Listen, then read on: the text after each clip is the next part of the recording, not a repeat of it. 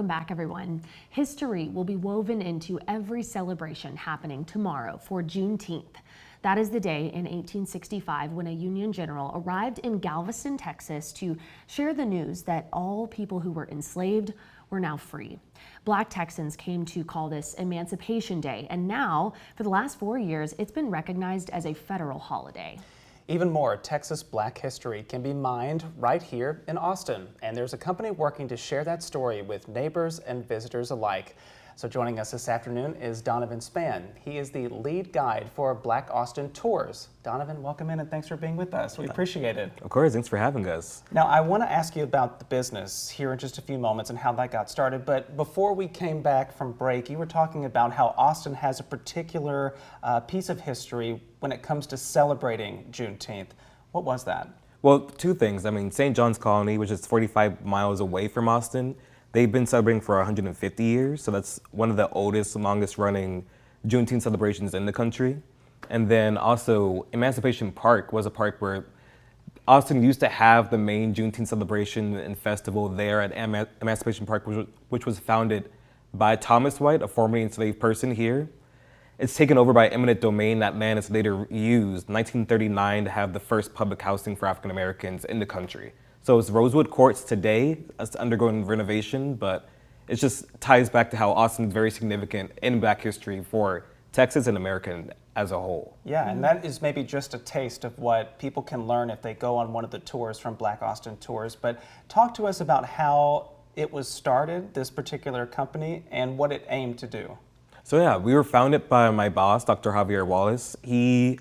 On his mother's side, they've been here, Austin, Central Texas, for like the past 200 years. So they have super deep roots. And then his father's Panamanian, so he ends up going to Panama and starts doing tours there. Then he comes back to Austin and getting his PhD from UT Austin. And at that time, he's like, well, I did tours in Panama. Let me go do tours here in Austin and tell this history. So important to teach people in Austin things that maybe aren't always on the forefront. Really, really cool work that you guys are doing. Talk to us just a little bit more about you. So people, if they go on these tours, will obviously get to learn from you. We've already learned so much just in the commercial break before this interview. But talk to us about what made you get involved as a lead tour guide here. So yeah, I'm a recent grad from UT Austin. I studied philosophy and anthropology. And there's an organization at UT, it was called the Human Sweat Center for Black Collegiate Males, and I was a part of that. Dr. Wallace reached out to that organization looking for volunteers, and that's when I first found out about it. And then fast forward a few years after that, my fraternity brother, his name is Mason, you probably will also see him on the tours. He was a tour guide for Dr. Wallace, and they were looking for more tour guides, so he said, well, I should sign up since I already know him. And here we are, and you're talking all about it. Well, tomorrow is Juneteenth, as we've mentioned, the official federal holiday for that too. Is Black Austin Tours going to be doing anything special to recognize that tomorrow? So tomorrow we have our regular downtown tour at 10 a.m., but then I think on the 24th, we're doing a workshop with Thinkery at the Children's Museum.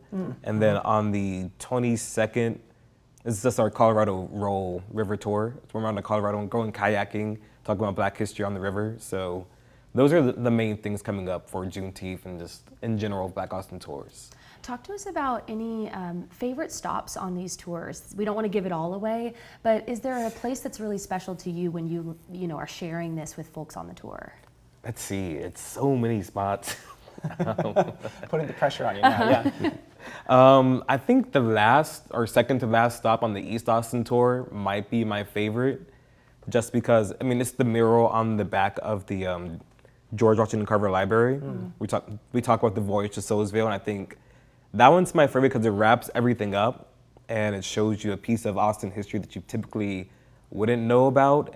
And also Centers is really popular, so Soulsville goes back to Stax Records, and it's a whole deep music history that connects Tennessee to Austin to the artist John Fisher, who works at UT as a maintenance worker. So it's like I get to highlight somebody who's still here, who's still touching up the art piece from like that he made 40 years ago and connected to what's modern with Centers, with like all the blues music and the souls music. I just like it. I like it. So many threads to follow. We're big Sinners fans here. If you haven't seen that movie, Great movie. So Loved great. it. Thank you so much, Donovan. So much for people to dig into. We just highlighted a few spots on the tour and ahead of the holiday tomorrow, but we really appreciate your work here in Austin. Yeah, of course. Thanks for having us. Yeah, and we are going to send it to break, and we'll be back after this.